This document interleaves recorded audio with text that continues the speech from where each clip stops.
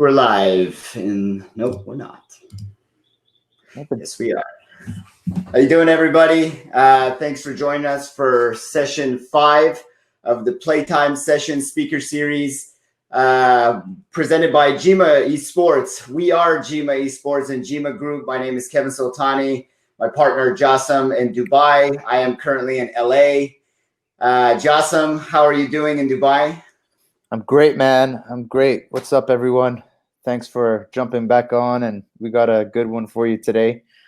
Exciting conversation about to get going, so looking forward to it. This week we have one requested mainly a few weeks ago by our Dubai audience, specifically from our work in the past with fundraising and capital investment help as it pertains to help as it looks like on the investor side.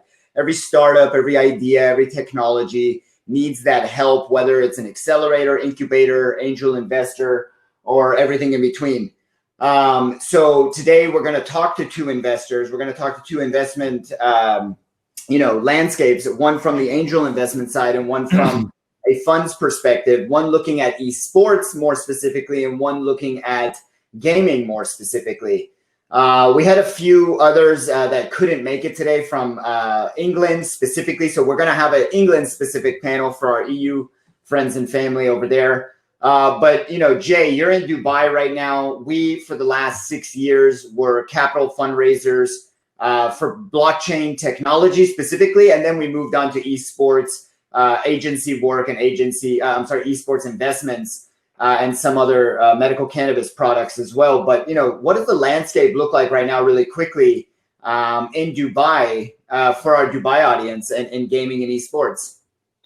I think it's an interesting space to look at. And obviously, over the past year or so, the hype of gaming, esports, and, anything digital, essentially digital, virtual has popped off. So I think esports was a perfect jump off for people to, get their money into the virtual space. And it all started with essentially the competitive aspect of players and, teams kind of competing and the brands jumping on there. So, you got a lot of people that mix up the gaming and esports side of investing, which is something that we're going to tackle a little bit today. And, when you look at both sides, there's so many things that you could look at as an investor. From our side as alternative asset guys, there's technologies that you could look at. There's, teams that you could look at. There's so many different spaces or areas to look at in the ecosystem. And a lot of these are being built, as far as startups go, as far as young companies growing in this space. Everyone's kind of tackling a different side. So interesting to see what the guys have to say. I know our second panel is more about gaming. Chris is more, who we're getting on now with me, is I'd say more 360, can tackle all three verticals. So we'll definitely pick his brain on the differences and how we can jump in, how one looks to. Yeah, I was going to say, I think it's important to know before we jump into the first session and then going there, we strategically picked these, both are American investors, both are investing in Americas more specifically, because the landscape of gaming and esports has evolved a little quicker here over the last few years, but especially over the last, 6 months. Of course, Asia is undeniably the largest market for development and what the big boy, names come out of. But the larger, numbers, and we have ETFs now in the market, and we have individuals in the virtual conferencing space getting into esports arenas. Then we have everything in between. I'd say America's a good place to look at it, and it's reaching a saturation point in which we'd love to hear from our investors what that looks like. So, we're going to wait for Chris to jump on with us right here. A little background about Chris before I leave you guys. I met Chris a few months ago online, as we all have been meeting online during this COVID situation. And we just hit it off on all things, technology from back in the day. we are, a little more boring heads. I wouldn't call him boring. I would just say, we're a little older in the perspective that, we're taking the analysts and analytics of esports and data and taking a step back and saying like, okay, I've seen this fail. I've seen this work. And you and I specifically have been seeing that in blockchain for years. I was about to post a video yesterday where 3 years ago on a panel, I was warning people about advisors. Watch out. Don't waste your money. And I feel the same way, Jay, about esports and gaming right now. I feel like everybody online became an esports advisor, became a gaming tech advisor. And you and I, and not just to toot our horn, we've been in the shadows, just kind of sitting back saying, just absorbing it and like saying, just like what we did in the blockchain days, that there is no such thing as an expert right now in esports. We're so young. I mean, there's a few, but we really need to tackle that problem as well. Well, no, you hit it right there. And I think what you were saying about data and analytics, a lot of these startups, I'd say, from my perspective, some of the coolest investments that are out there in this space are technologies that are related to the statistics, the data, the numbers that are coming out of the games, that are coming out of the competitiveness of, gaming. And we got our first start in the investments of this space by investing in, a blockchain platform that was, also a gaming platform. So definitely a technology that we looked into, and also a team, which is a completely different side of it. But what's up, Chris? What's going on, guys? Chris, nice to have you with us. Everybody, please meet Mr. Chris Reed, who we were just speaking about, and we'll let him give an intro himself. We speak the same language before I leave on esports and gaming, and I think it's beneficial for our international audience to, see what his perspective is. A lot of our work, like we were mentioning in the last few years, has been specifically in Dubai. And the landscape of the MENA region, everything in gaming is more development and publishing, less so much of, the league system and investable items. So I'll let you guys get into it. Thanks for being with us. And if you have any questions, I'm going to add some questions in that I've been getting in Arabic that Jocelyn's been sending over to me. So I appreciate your time. Thank you very much, Chris. Have a good session. Yeah, so real quick, just a quick intro about myself. I'm 33 years old for context as we go through conversations, but so as a gamer growing up, shout out to PS1, PS2. Those good old days, man. FF7, Final Fantasy Tactics, GoldenEye, to name drop some games, Smash Brothers from the 64 PS1 days. So, but yeah, went from there. And always really enjoy the financial markets. My stepfather made me open up a Roth IRA when I was 18. So I was like, what is the Roth IRA? That's a good man right there. He did. He made me walk down and open up a Roth. So it's been 15 years of, I had money in the markets in 08, had that feel of it, to go through a recession and great financial crisis. And just being able to just be in the markets for a number of years to kind of understand that side of things, and really got more active, 2014, 2015. Around that time, 2013, my brother, 6 years younger than me, he started playing Smash Melee locally. And actually, even before that, 2005, we went to Game Force and played, I think, a $15 or $20 tournament for Smash Melee. So that was 15 years ago that we technically did a little local tournament. So it's crazy to see how things have changed in esports from 15 years ago. So yeah, especially where the money is going, right? Yeah, well, and I'd love to definitely dive into that. And then so 2015 rolls around, he starts streaming on Twitch. I started learning more about what Twitch is and things like that. I had heard of it before it, but kind of, really didn't pay much attention.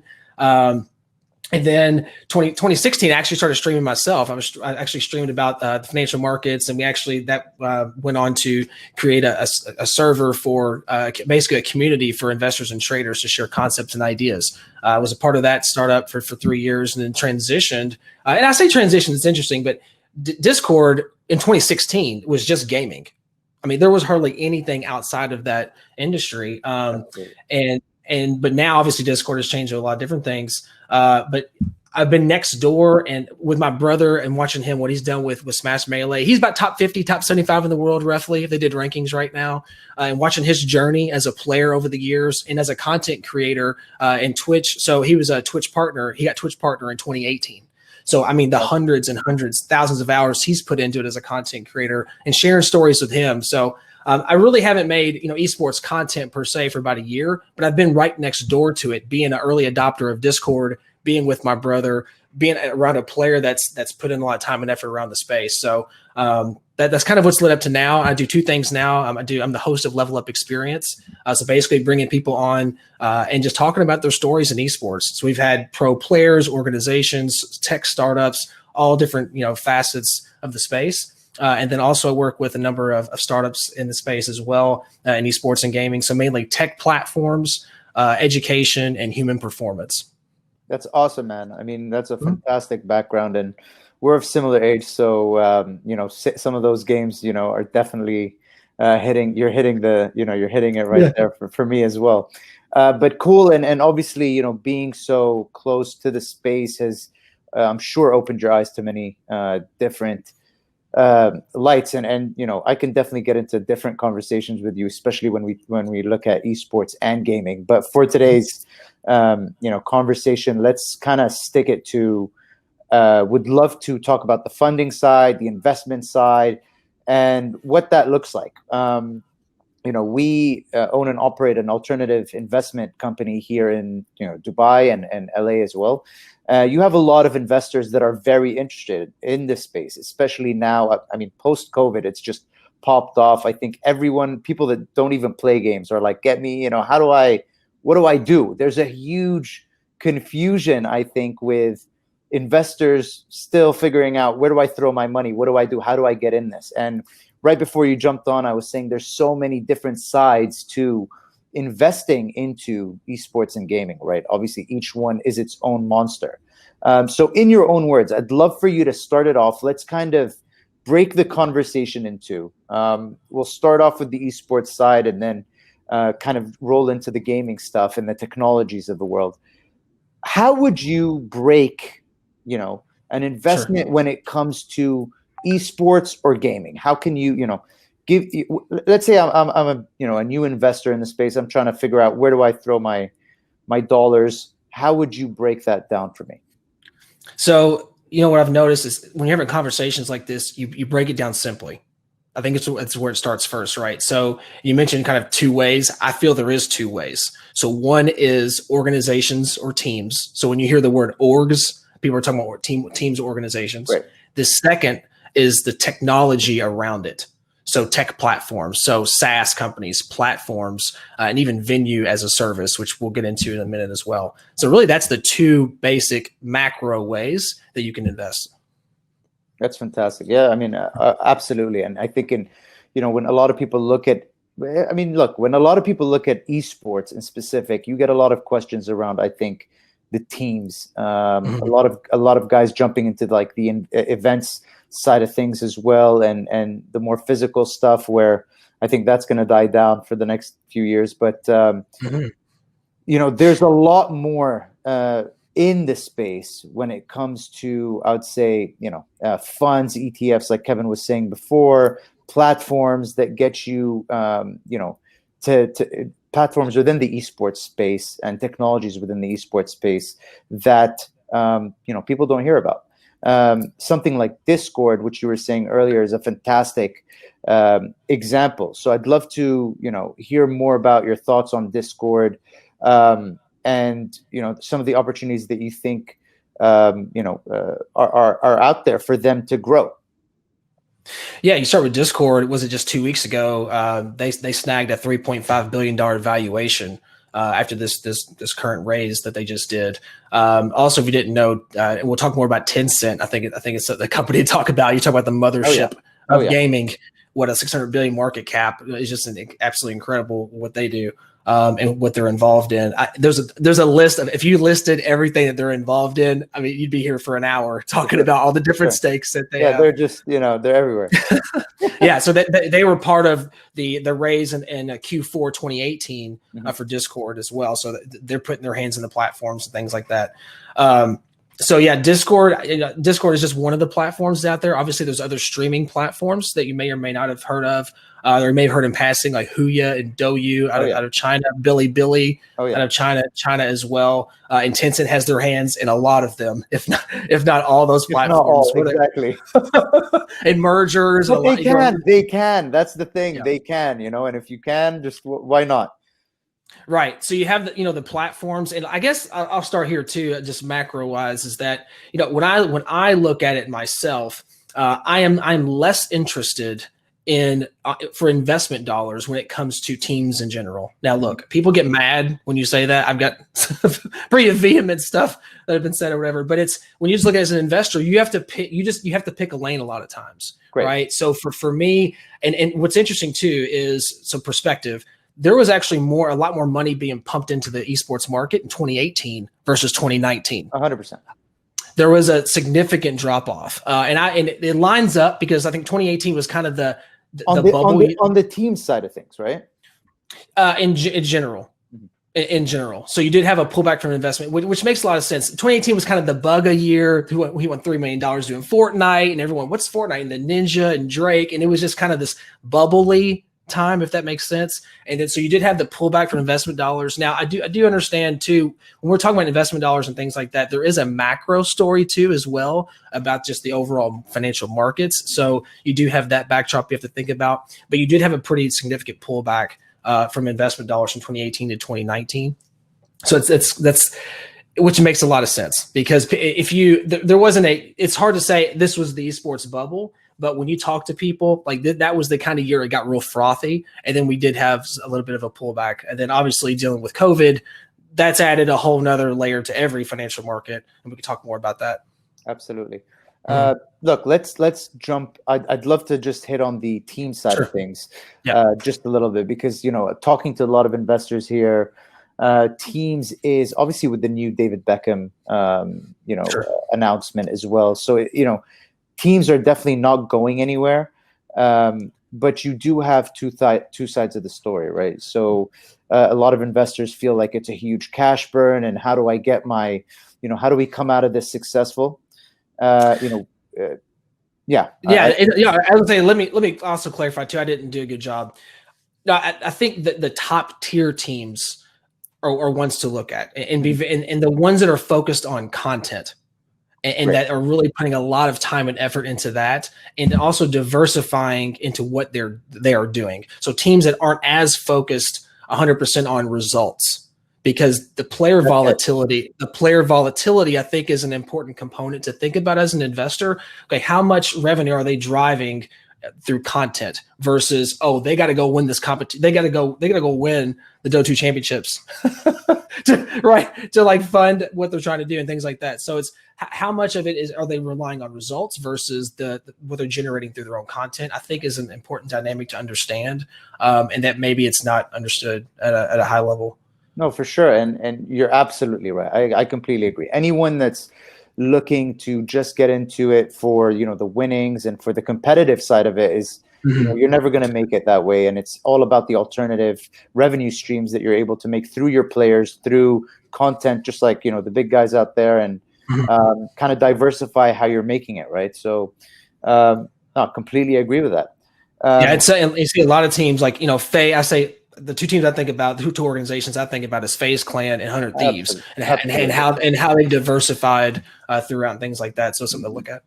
That's so true. And a lot of people don't even look at their games.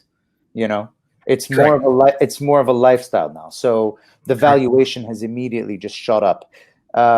So no, look, and my perspective as well is anyone that's looking into teams, it's difficult to start a new team and kind of just jump off, and because it's a bit saturated. It's getting saturated, I think, in specific regions. So let's talk about regions. I'd love to get into that when we're still in the teams realm. You got teams look at the Middle East. We still don't have a proper structure for, I'd say, a league.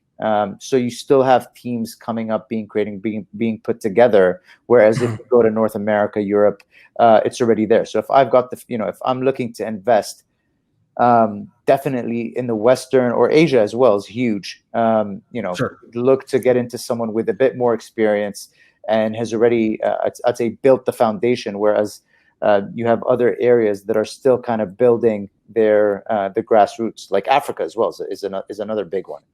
Yeah. I mean, it's interesting. It's like any other traditional financial market or any other conversation around that, is that you have your emerging markets, which obviously have a higher beta, right? So that you have the higher volatility because there's higher risk, higher reward. There's been a lot of money burned in the emerging markets as far as esports and things like that, because there isn't, like you said, that foundation that's already been set, or that track record. So again, it's the balance of risk reward, understanding, again, like any other startup, any other especially early stage startup. I just posted something earlier today.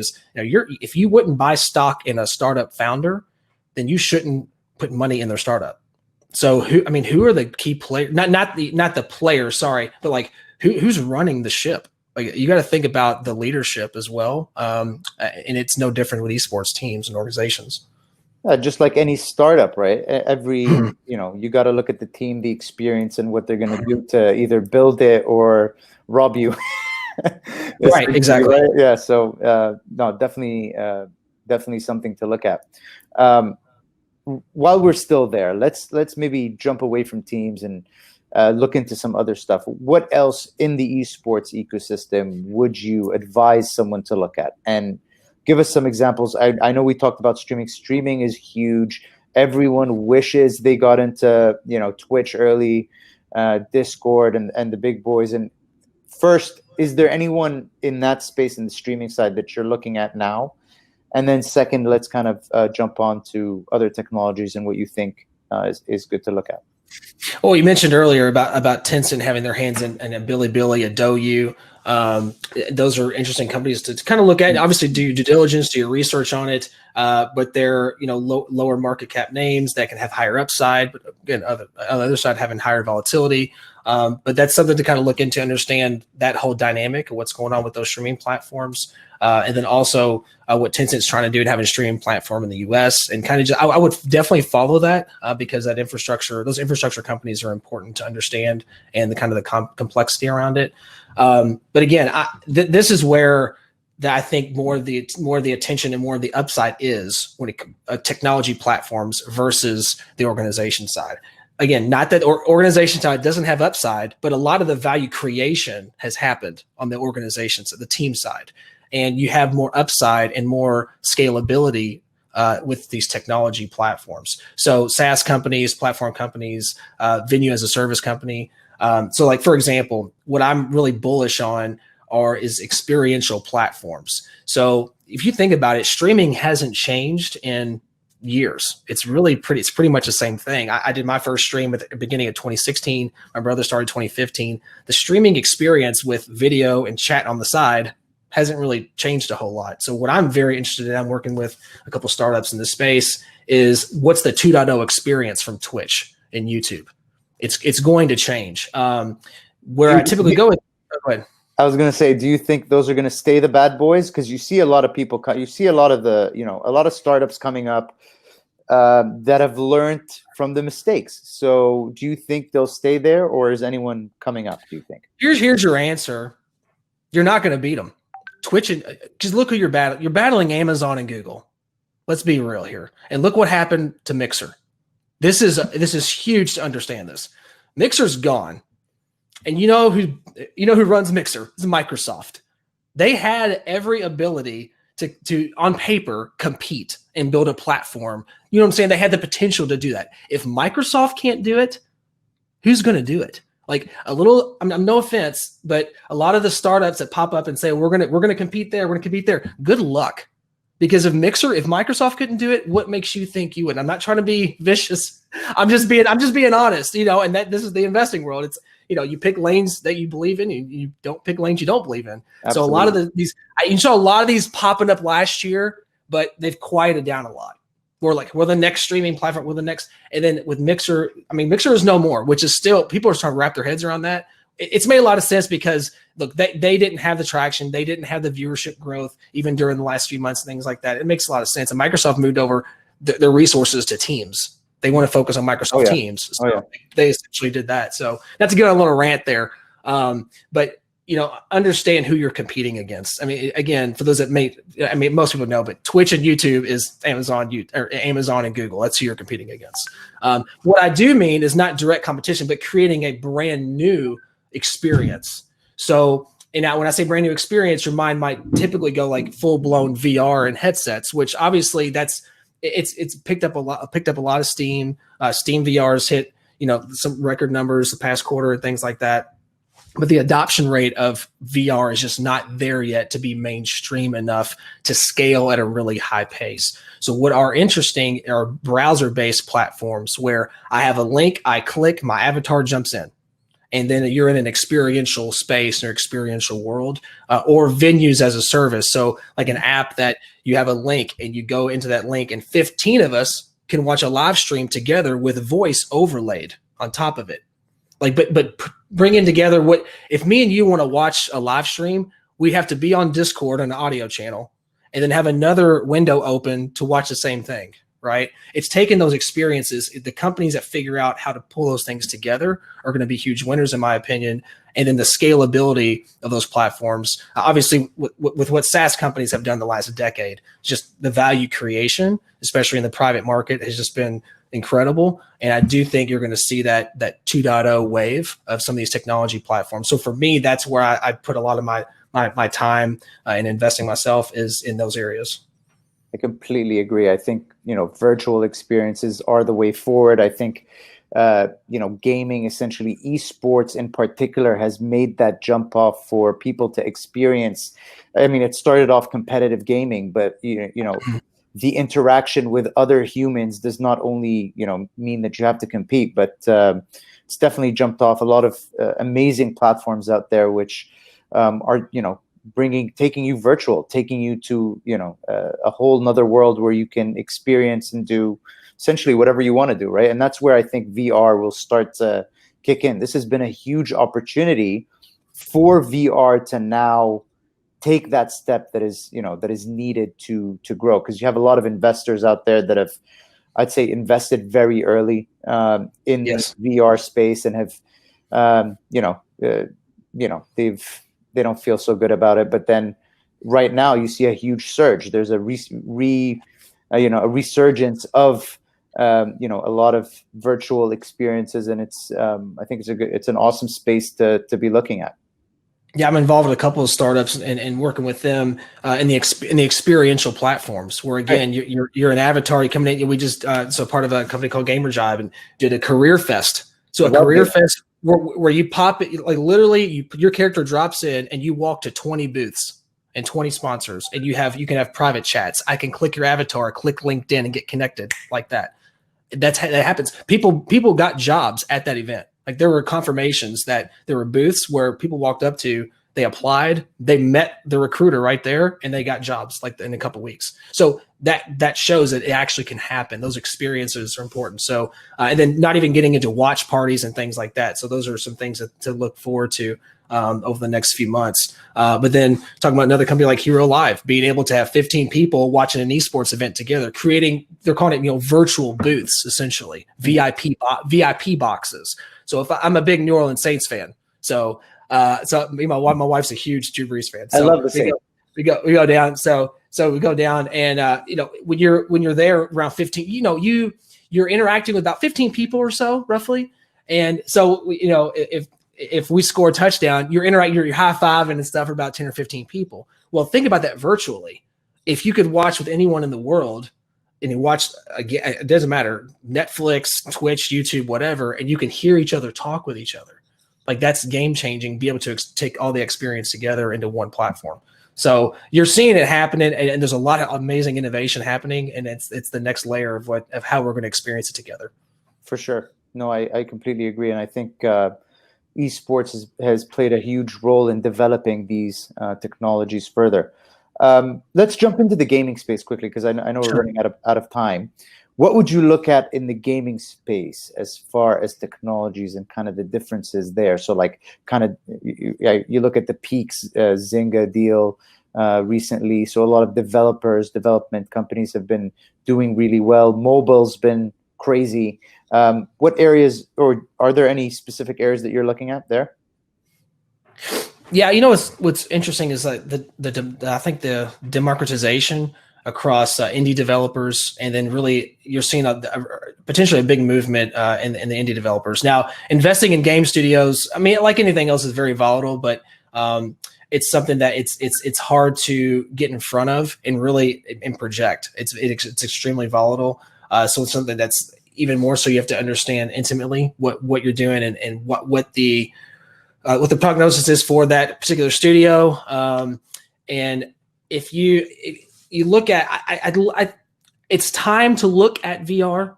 Mentioned it earlier. It's time to really start paying a lot of attention to it, because there was a VR bubble, I would say. I think it was like 2017. That was the feelish time, 2016, 17, and there was a lot of value lost in that range. But I think now, I mean, obviously because of the pandemic, it's pushing towards innovation. It's allowing investors to look at these platforms with a different lens, I feel, because there's more attention on it. And then it's driving founders and startups to innovate even faster as well. And because you look at what happened in 2008 and the great financial crisis, and all the companies that were developed to that range too. So this is kind of the sticking point, I feel, for VR. So this isn't 2016, 17. I think it's kind of a new wave. But it's still not, again, with a caveat to this, I do feel that there's this step one or step two of browser-based platforms that will start taking off because of the mainstream ease of use, until equipment and things like that make it more easier for your typical user to be able to use it. For sure. And, we're kind of in a recession going on now, right? So a question for you is, what does that landscape look like 5 years from now? A recession is in what happened. Yeah, well, post-COVID, the economy's not doing so well. So kind of similar to 2018. We've seen a huge transition from then to now. And then what's the next 5 years looking like? Well, if you look, the NASDAQ you look QQQ, it's all-time highs. Every other day, the momentum is just, it's obviously it's incredible, but innovation is leading. So the NASDAQ's up like 15% year to date. The NASDAQ's up 15% year to date. Like, I think maybe you say that and they're like, what? They're like, I thought we were in a recession. It's up 15% year to date, right? Great. But it's innovation, right? The Dow's still down. Like there's industrials have been crushed and things like that. But innovation, it's like nothing. It's like nothing ever happened to innovation, because that's what happened. So we had this V. Everyone's talking about the V-shaped recovery or the W-shaped recovery. We've had a V straight up rocket ship for tech companies, and you look what Tesla, and I don't want to go down the whole list. OKTA and Shopify, they're banging all-time highs. It seems like almost every single day, another day today. So innovation, the market's already got ahead of that. We had the snapback liquidity crisis, and all markets down 30%, Bitcoin down 50% in a couple weeks, and then you had the snapback with your leaders in the tech space. So the other point I did want to get real quick as well is, you look at the value creation with the private markets the last 10 years. When you're talking about an Airbnb, a Stripe, maybe we go all the way down with all these private companies, they're waiting a lot longer to go public. So the bigger upside, without question, no debate, is the private markets. You cannot even debate anymore, because companies wait a much longer and they scale much faster, to the point by the time they even think about IPOing, it's nothing like it was in early 2000s. After looking when Google IPO'd and their market cap compared to an Airbnb that's not even public yet, that's what, a 30 billion market cap. So that's something to think about too. And obviously navigating the private markets is different than the public markets, obviously. But it's, obviously investors in their private markets understand that, and whether you're an angel, a VC, or more downstream, there's a ton of upside potential. Obviously it's very volatile. But when you look at, I still think when you're talking about esports, more upside is with the tech platforms because of scalability and then the growth long term. Well, innovation, right? Everyone's kind of looking at, where can this go? Is this a bubble? So can we innovate further? Can we, where do you see this going? Again, as far as innovation goes, what do you see the space? I'd say the esports space. What does that look like in 5 years from now? And again, not to say it again, but I'm back on the experience platforms, like the new experiences, and not just a plugin. And I don't mean to come down or be harsh. Like, there are great startups that are additions to platforms that might be an addition to a Twitch or a YouTube and things like that. But you really look at, where the value creation really happens is when you start something new, fresh, and not just something that's an extra layer to something that already exists. Again, not bashing that side of things, but when you can create a whole new virtual environment, right, that has nothing to do with a previous platform, it's a much higher risk. But you're potentially in the early stage private markets, you're looking at potential 100x, 200x, 500x value creation. If it's something that really gets into the mainstream and people get value from those experiences. Agreed. So do you think we're walking around virtually? Is that the big play? Well, I guess it depends on what you're asking, how you're asking that virtually. I mean, I think what I meant to say is, do you think VR is going to play a much bigger role in the next 5 years than it is now? It's funny. You say 5 years. It feels like, to me, you look at, I think 5 years is kind of like that sticking point in my own mind. It's like 5 years out, like beyond 5 years, that's kind of full blown VR for me. But it's laying that extra layer. And look, I know if you look, I've done interviews on my show with VR, people in the VR industry. VR's been around since 95, 100%, 98, right? But it's just now 25 years later, it really starting to kind of hit the hockey stick point, right? But I just, again, because I am biased. I mean, I'm working with startups kind of in this space, but the browser based, I click a link, my avatar pops in. I'm not draped with equipment and wires choking me and stuff. Like, like that's the experience and ease of use, access and ease of use. Like, those are the two things. If you can get those things right, that's going to allow more people to experience your platform. And then now, once you're in it, you've got to create a lot of value. The only thing I would add to this is you look at what Fortnite did with that concert, Travis Scott concert. Epic isn't, they're very smart. Killed Epic it. Smart. They know what they're doing. Changed the game. Yeah. A la Tencent. We just rounded all this up to go because Tencent owns 40% of Epic. Oh yeah. So you have to look where's the money flowing? Where's also the human capital flowing? Where's time flowing? And that's into the experiences. They're making Fortnite a social platform. Sure. Forget being an FPS and all this blah, blah, blah. They want it to be a social platform for new experiences. So, and that the mainstream, a lot of mainstream people that know nothing about gaming heard about that concert. That's true. And look, don't want to cut you off there, but doesn't that kind of segue into data? Is that not one of the reasons that they're going for the experience style social game, which it's kind of moving to? Isn't that a data driven approach? It is. It is, and it's interesting too because you look at not to spend a lot of time on it, but you look at what's happening right now with Facebook and Twitter and some of the backlash and things like that. A lot of companies pulling out of Facebook for their ad revenue and whatnot. Social media hasn't really changed. Back to going back to the streaming platforms, social media experiences, has it really changed? It's been, how long has it been scroll through? It's just become easier. So see, all of we talked about, this happens almost every time I have a macro conversation about all this stuff because it's all interconnected. Like, we first started about gaming and we talked about esports, but now we're talking about Facebook and Fortnite, right? So it's all running together, and gaming is always on the cutting edge of innovation. Therefore, gaming is eating away social media. It's what it's doing. And people are like, they may not agree with that statement, but it's really eating away from it. And I still feel like it's going to pull that whatever you can call it, market cap or users. It's going to continue to pull this into this vortex. Now, whether it's Fortnite, that's the actual platform, or these other platforms to experience it together, that I think that's going to continue to happen. It is. You're right completely, and I'm with you there. It's experiential social media, isn't it? Because you're live. You're with someone. You're experiencing your interaction, with your friends essentially, or randoms. which is part of the fun of social. Except you're no longer typing; you're literally, gunning or whatever. And I'm not making this. The other thing too is that's why Discord's exploded. Mm-hmm. Let's not get. Sure. Oh, yeah, sure. And Discord just started in 2015. People don't even know. Like they thought Discord's been around forever. It's only been 5 years. That's it. And really, it's only been around since 2016. It was more private until 2016. So, or more like for private users.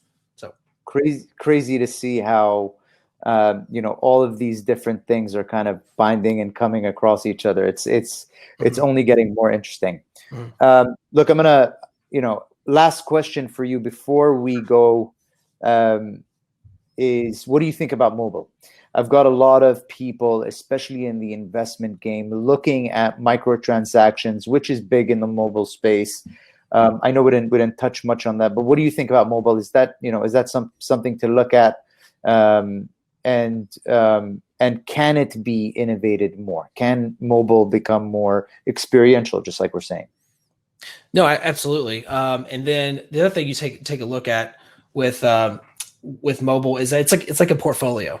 That's it, the way I look at it.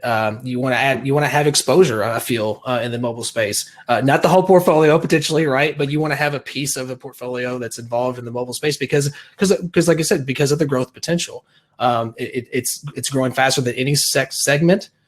So therefore, you should be spending time and researching the mobile space. You look at some of the growth has just been really incredible. You look at a game like a Free Fire, Arena of Valor, and just the number of the acquisition of users and the speed in which those users come on to the game. That's not going anywhere. I don't feel like that was just like a one-off thing the last couple of years. I mean, that's going to continue as the internet infrastructure across other countries continues to get better. And I know it's a buzzword, but 5G and all that, putting all that together to be able to give those people access that otherwise don't have it even quite yet. So that's why I think the growth will continue, on the bigger picture. But like anything else, like a portfolio, it's something to look at to kind of diversify. It's good to be a part of the strategy, right? Because you're just, you're segueing into another audience. It's, essentially the biggest audience out there. So agreed. Look, I really enjoyed this, to be honest. I feel like we kind of sped through a bunch of topics and I could essentially stay with you for another 5 hours. But, we'll play on it. Hey, listen, we'll do this again because I know you've got your own podcast, and we can always do this again. I'm sure everyone's going to enjoy, our conversations. Just to last note here is I'd love for you to tell us more about what you're doing these days. Where can we find you? What can we do to reach you? And probably best way to get in touch with me is on LinkedIn. So CRISREED on LinkedIn. We're also on YouTube, Level Up Experience. You can check out our live streams that are live on YouTube and on LinkedIn. It depends on the day or the week. So this week we've got, I think we got 5 streams this week. So but if you're subscribed, you get notified and things like that. So just try to put out as much content as you can. And I really enjoy it because I love bringing people on and have them tell their story in the space. In the esports gaming and emerging tech. So, and I love hearing people's stories. I have so much to learn, man. Like I tell people that all the time, like I just want to provide a platform for people to tell their stories and for people to network like in the comments and things like that, so that we just keep building relationships and keep learning from each other. Absolutely. It's all about education, man, and connecting with new faces, new people. And I think that's the way to grow. So agreed, and looking forward to hearing more. We'll drop the podcast link and all of that in the details, and looking forward to seeing more of you, especially on LinkedIn. I follow you a lot there, so thanks for jumping on. Really enjoyed this. Again, we'll definitely do this again. You take care of yourself, brother. Appreciate it. Thank you guys for having me on. Thanks, man. All right.